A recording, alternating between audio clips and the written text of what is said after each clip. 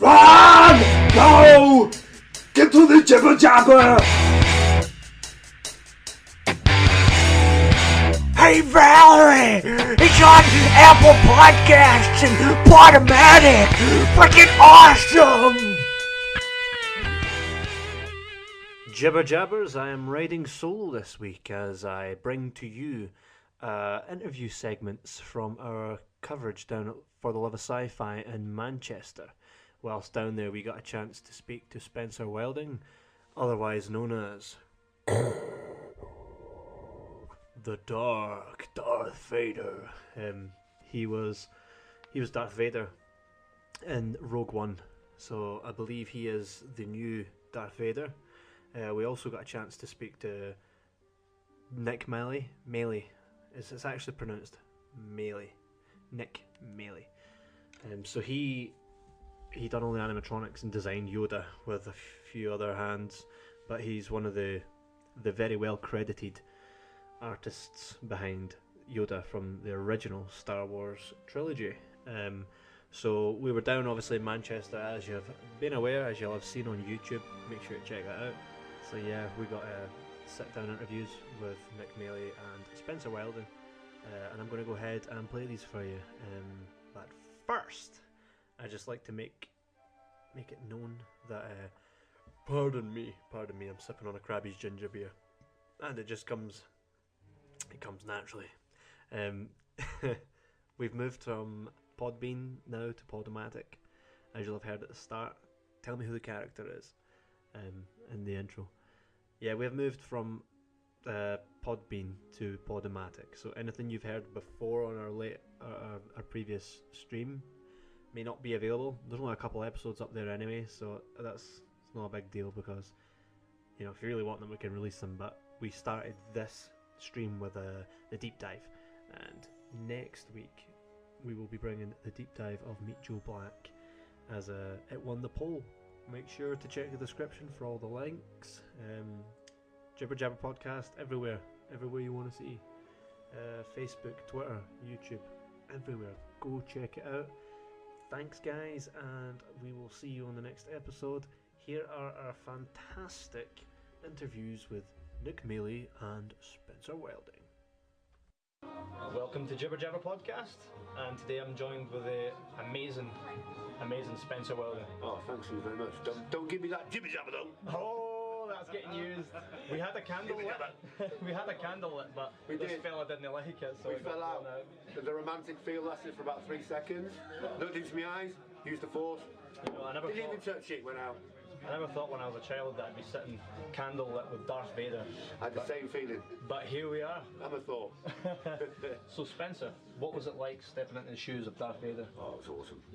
I'm a fan of the original trilogies, you know what I mean? So, a lot of people used to get scared when they watched Darth Vader coming out. But for some reason, I used to look at him and go, didn't even faze me, man. It was weird, really weird. And when I met Dave Prowse several years ago, before he even knew I was going to be getting the audition for that character, I shook hands with Dave.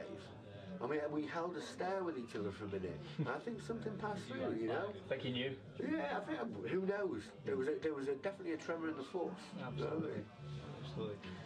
So, when I was sitting in the cinema watching Rogue One, and Darth Vader appeared on the screen again, it was just like, oh my god, because it's something we didn't expect. So, how did you prepare to become Darth Vader? Well, it's not my first film. I'm 40 films in. Yes. Yeah. So they're not going to stick any tall guy in there. It's somebody that does actually open up doorways to the dark side. Do you know what I mean? And I've played a lot of dark characters, and the spirit and the presence came to me, overtook me, and we got the audition, and the rest is history, man. So it's like you felt the Force. The Force definitely used me. The Force was strong with this one. Oh yeah. Of all characters you played, what would be your favourite? And I know we expect you to say Darth Vader. No, it may you not don't be know. the case. You might be surprised because every character is played. It's not me, it's the character. So I become friends with that character, believe it or not. My first ever role was playing the werewolf in Azkaban. You know what I mean? Prisoner of Azkaban. And then I went to Batman Begins and Hitchhiker's Guide to Galaxy and blah blah blah blah blah. Played the Wolfman. And, yeah, never been in Avengers. Sorry, not Avengers. The Guardians of the Galaxy. Guardians of the Galaxy. That's me. Need to quit my Jibber Jabber. Yeah, but it's just awesome to feel the presence, and every character has got a presence of spirit, and Darth Vader is a dark soul. Do you know what I mean? And he really does give you the power that you feel what you see on camera, you know, and to get that audition and for him to take over me the way he did, it's chilling, you know. People felt that on set, and it was pretty awesome to play Darth Vader. As I was putting the helmet on, I was like, you're all gonna get it. You know, it's literally one of them. It's pretty awesome. It's actually unbelievable. Darth Vader, obviously, the character that was supposed to be the baddest guy in the galaxy, and everybody started to love him. Like Freddy Krueger, they get cool. Isn't it? They get cool Isn't over it? time. Yeah, isn't it? It's great. If there's a character that you, as you said already, you become one with a character, and the character takes over you. What characters are out there currently that you would love to step in? You know, I've played Frankenstein. I've played the Wolfman. For some reason, I'd love to do the old Dracula.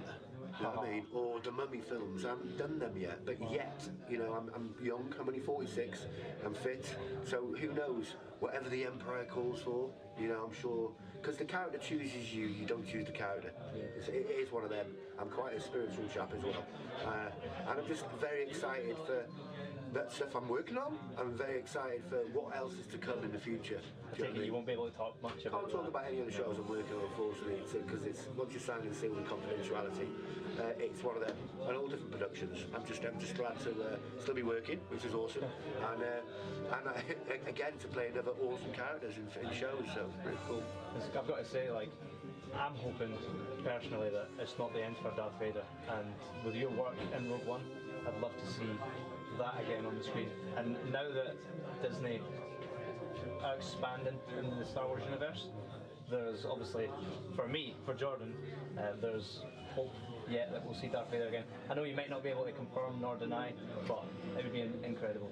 Well, you know what? It's an ongoing production, so who knows what the Emperor calls for? You know, me and Dan, two of us play the part. We both, the fans love what we brought, but it's the production's baby. Whatever they want, they get. So that's the way it is. But you know what? I've played that character. It's nice to move on. I've experienced it. I've top billing for him. You know what I mean? To play the character, and it's just like it's pretty awesome. And thank you very much to the Emperor for letting me do that. You know what I mean? So, but. It's exciting stuff coming up, so I can't wait to see what tomorrow brings. Well, we can't wait to see what you're going to bring again on the screen, because the work you've done so far is it's outstanding. So thanks very much for being part of the Jibber Jabber. And I really look forward to and remember, seeing you on the screen again. Don't underestimate the power of the dark side. Use the Force, guys, for good. Yes. And kids, if you're watching, eat your sprouts, listen to mum and dad. If you want to chase your dreams, if you want to be a movie star, you've got to get a proper job, right? A proper job to feed them dreams. Don't live off mum and dad. You've got to get life skills. Are you listening? Use the Force and be careful crossing the road. And quit your Jibber Jabber. Your Jibber Jabber. Perfect. Spencer, where can everybody find you on social media? Well, I've got my blue tick on Twitter, so you can catch me at Big Spen Wilding. It's like my nickname, Big Spen, like Big Spencer. On Instagram, it's at Spencer Wilding, and you can follow me on official Spencer Wilding on Facebook. Absolutely. Go ahead, like, and share with your friends. Do it. I'm using the Force now.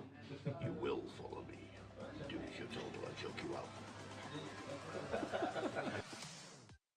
Ladies and gents, I'm sitting here with Nick Maley, who he actually did the creature effects for Yoda in Star Wars: A New Hope and The Empire Strikes Back, I believe. Yeah, I was part of a team. You know, we built Chewbacca and Greedo and Bosk and characters for the Mos Eisley Cantina. Then we went off and did Superman and a job for Gene Roddenberry, which of course was the competition. Yeah. and then we came back, built the Wampa and the Tauntaun, and I designed the Minoc, and we built 4 versions of Yoda so that he could do different things in different shots. Excellent. Now, how did you actually get into that? I mean, not the How long not the have you art got? itself, but just with George Lucas, for example. How did that happen? Yeah. Well, you know, one of the things is if you're trying to achieve something, and there's a really obvious road to wherever it is you got to go, the last thing you should do is take it, because you know you can't go to the front gates of the studios and say, I'd like to speak to George Lucas, please. Maybe he'll give me a job. You know, that really doesn't work. Yeah. And besides, before we made the first Star Wars, in England, people didn't know who George Lucas was. Yeah. I mean, in my museum in the Caribbean, I've got Dave Prowse, who plays Darth Vader, as a hologram, telling how, you know, he got this call for, you know, to play the part, and he said, I'm sorry, who are you, you know? It's George who? Yeah, it's Yeah, scary you know. to think there was a time where people didn't know who George Lucas was. Well, I'm afraid there was. I mean, he'd made American Graffiti, but it wasn't. That wasn't a big movie. A movie about America in the 50s wasn't big in London, right? Yeah. And we were making all these movies at Elstree Studios. So, you know, and George's a very kind of quiet, not very communicative guy. Yeah. So, you know, when we were in this cantina where we're sitting right now, I was impressed to be sitting talking to Alec Guinness. You know, not George Lucas was this guy over in a baseball cap over by the camera, right? Yeah. So that was a different thing. So, with regards to Yoda in particular, what was your inspiration for the way he looked, for the way he actually looked? Okay, well let me explain. I worked for up to 7 years with Stuart Freeborn. Stuart was the mastermind behind all the creatures for Star Wars, and by the time when we did the Mos Eisley Cantina, I was the new kid in the team, and actually. Sorry, I never finished the first question. You know, basically, I stalked him for 2 years because I knew he was going to get all the best jobs, and if I was carrying his bag, then I would get them too. So, you know, when I'm saying don't queue up for the front gate, you know, you look for the guy in overalls who's got a key to the back gate, and you offer to carry his bag, right? That's how you get in. So, yeah, we by the time we got to the second movie, I was one of the senior techs, and I was making the molds for the prosthetics, and I was making all the foam skins for the prosthetics and the smaller creatures. They had a bigger foam latex oven at the Muppets, so the Tauntaun that was being cooked at the Muppets because it wouldn't fit in our oven. But I thought that all I was going to do was that, and my boss Stuart sculpted Yoda, so I'm not the guy who sculpted it. No, that's all right. Let's straighten it out, right? Because there's a lot of confusion goes around, you know. Someone gets a little piece of information, and then they pass it on and embellish it, and someone else passes it on and embellishes it, and before you know where you are, people come up to me and say, "Can I have your autograph, Mr. Lucas?" Right, to be fair, you can kind of understand why that. So anyway, so basically we sat around, they spent 5 months just sculpting Yoda, just trying to decide what Yoda would look like. They had done a whole range of drawings, and he started out as a blue Smurf. He evolved into a garden gnome in kinky boots. He went from there into a kind of character that looked a bit like a North American Indian with pointy ears, and then he went from there into this rather ugly dog-like looking character with the same pointy ears, and then into a more Chinesey pumpkin-headed character, and eventually came down into this proportion that you know of, you know, the body shape, as it became quite clear it's going to have to be a glove puppet, and you know, Yoda can't be any taller than that because it's not going to work. The puppeteer's, you know, like this. You can't have him any bigger. So, so that's how that came about. In the last 2 weeks of that 5-month period, people were getting a bit desperate because we only had 10 months to build it and film it, and we'd spent more than half the time just trying to decide what it was going to look like. So in the last 2 weeks, almost as a panicky thing, my boss added the smiling eyes of Albert Einstein, trying to make you feel like you recognized wisdom, because all those earlier versions didn't look friendly and didn't look wise. And so he added smiling eyes of Albert Einstein, he added the white hair of Albert Einstein, and afterwards, after we'd made the mold, modeled a lip extension to look like his, you know, like Einstein's big moustache. So Yoda was basically based on Einstein? Einstein, yes. There's a wee nugget for you. Yeah, exactly. So it was at that point that I jumped in, I made the molds, which is very nerve-wracking. People would think, oh yeah, you make a mold. But for something like that, the mold is a bit like a Chinese dolls, because you're not just molding the outside, you're molding the outside and then creating an inside that makes the skin the right thickness in different areas. So the eyelids are going to be thinner than the cheeks are going to be, etc. And then you're making a mold of that core, which becomes the skull, and then the hand of the puppeteer is inside the skull, so the negative inside the skull is a perfect fit to the puppeteer's hand. So anyway, when all of that was done and we were making the molds, I thought I was done. I thought my boss was building the Yoda. And his son and I went on to work on the Tauntaun and the Wampa. We built it was another funny story, because the Wampa was 10 feet tall and the workshop was only 8 feet tall. So, you know, we had to keep on building it in bits and hope that it would look good when it was put together. Anyway, later on down the line, they said they needed a walking Yoda for that shot where you see Yoda going through the trees and he beckons him to come. And my boss said, well, we haven't got time to build an animatronic walking Yoda. You know, we're too busy. Got enough work to do. Yeah, exactly.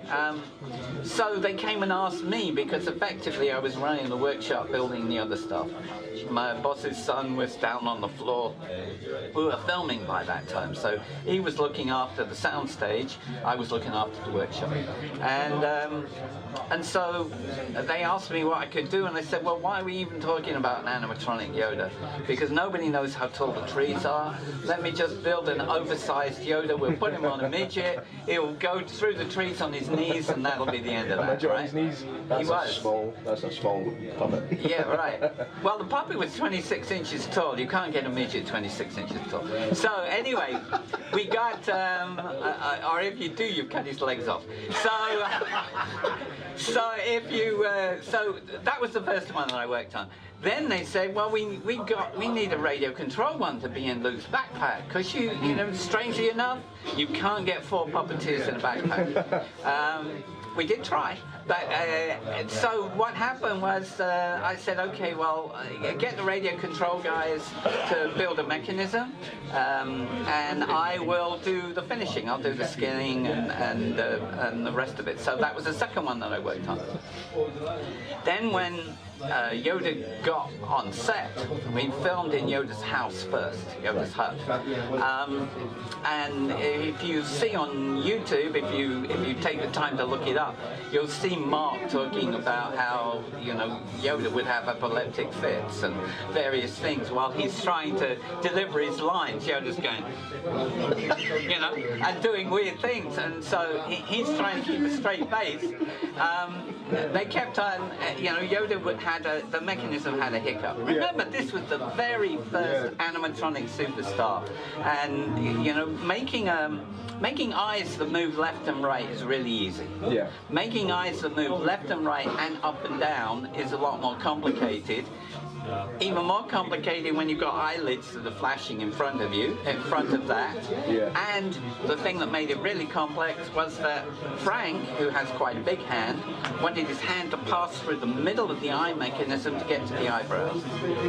So, and no one, and we hadn't done it before, right? So we're all just kind of, Stuart was having a hard time.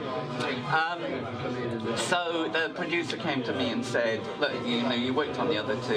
Can you build a backup so that every time the puppet goes down, we've got something to film while you're off, even if we only have to shoot on the back of the head. And that's the puppet that you see in 90% of the movie. So the backup's the one that did most The of the work. backup, yeah. Yeah. So how did it feel the first time you seen that on the screen? You're like, that's my. I was a big buzz. That's my work. I have to tell you, it's a big buzz. You know, I was interviewed by the BBC a little while ago when I was at Celebration Europe at Excel, and I got really quite emotional about it. But the issue is, you struggle, first of all, to get into movies. Yes. Then you struggle to get regular work. And then you struggle to get recognised. Yeah, it's a brutal game. It's a yeah, and it's freelance. So you're unemployed. You're doing great things today. You're unemployed tomorrow. Yeah. And so you've got this balance going on. Some days you're having trouble paying the bills.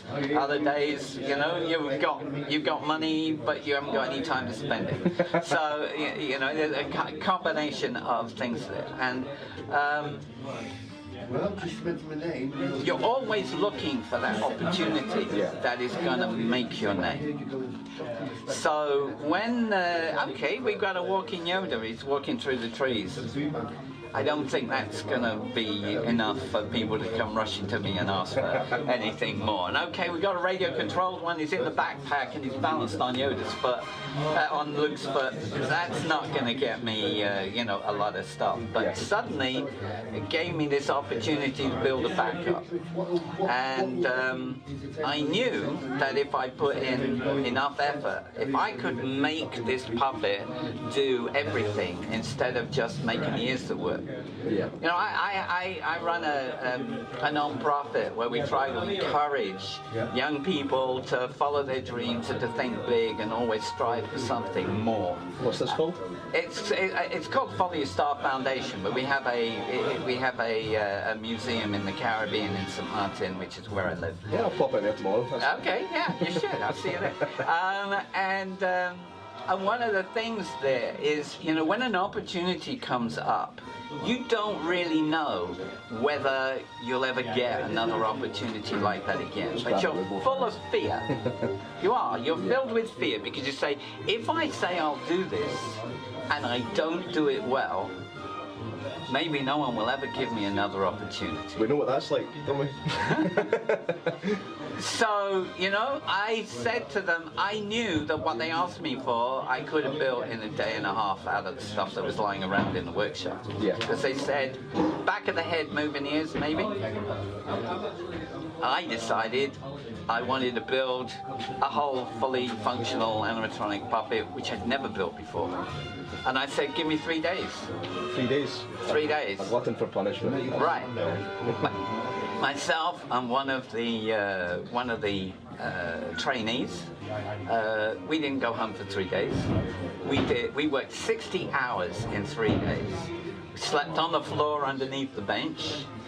And when we finally put it together, it was 6 o'clock in the morning, and they needed it at 8 o'clock that day.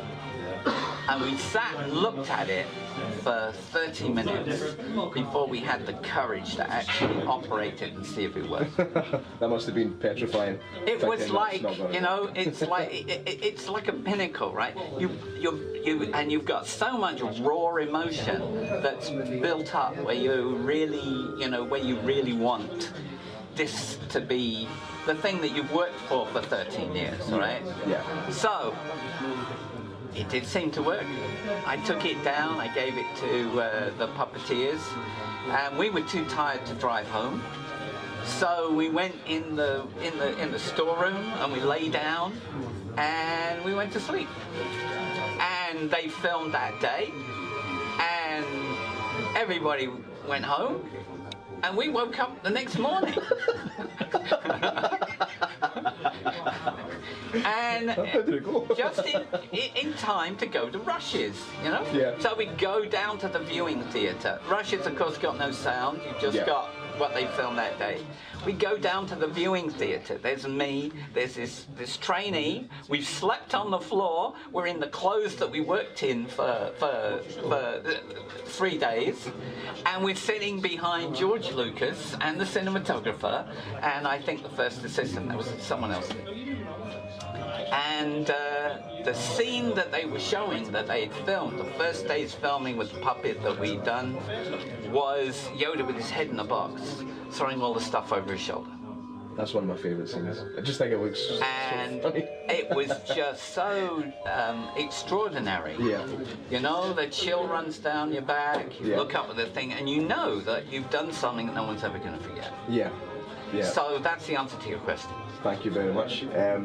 I mean, nowadays, do you do quite a lot of these things now then? I'm doing more and more, yes. I don't do that many because I'm recommended on every cruise ship that goes into St. Martin in the Caribbean. Right, okay. So, like right now, while I'm here, I'm gonna miss probably 40,000 people getting off a cruise ship. It's just, normally I only go away in the off season. Yes. This one just creeps into the beginning of the high season. Right. But I love doing stuff with the orchestra. I did a thing with the symphony orchestra in Puerto Rico, where Yoda conducted the orchestra, and that was the first live performance that Yoda had ever done. And it was such fun. I really had to come and do this. Unfortunately, we're not sure whether Yoda is going to be here for that because he's been kidnapped by Air France. What? What happened there? Well, I just came from the airport and they can't find him. I can't find it. That sounds like somebody's taking it home for a stag Yeah, party or right. something. Yeah, well, I'm fearful about that. Yeah, yeah. Well, We will see. We will see. Hopefully, he's going to show up. I explained to them that if he didn't show up, I was going to tell the BBC that Air France had run off with Yoda. So I'm hoping we'll find him before the symphony orchestra starts tuning up tomorrow. well, I really hope he shows up. It'd be a shame if that was missing. A tell very me big about shame. it. Yeah. That'd be a huge loss to the world. But thank you. Thanks very much for giving me so much time. That's you're great. welcome. Thank you, and we'll probably see you again at some point. Wander around here. Sure you will. And yeah, I hope you have a great time in Manchester. Yeah, I will. Thank you very much. Take care. Thanks, Nick. See you again. Cheers. Thank you. Bye.